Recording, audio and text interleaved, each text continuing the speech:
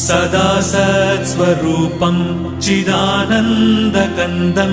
जगत्सम्भवस्थानसंहारहेतुं स्वभक्तेच्छया मानुषं दर्शयन्तम् नमामीश्वरं सद्गुरुं साईनाथं नमामीश्वरं सद्गुरुं साईनाथम् भवद्वान्तविध्वंसमार्ताण्डमीड्यं मनोवागतीतं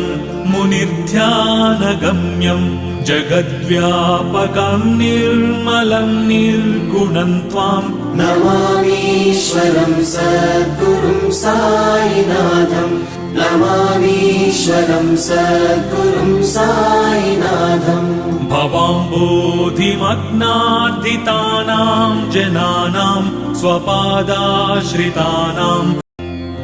सदा सत्स्वरूपं चिदानन्दकन्दं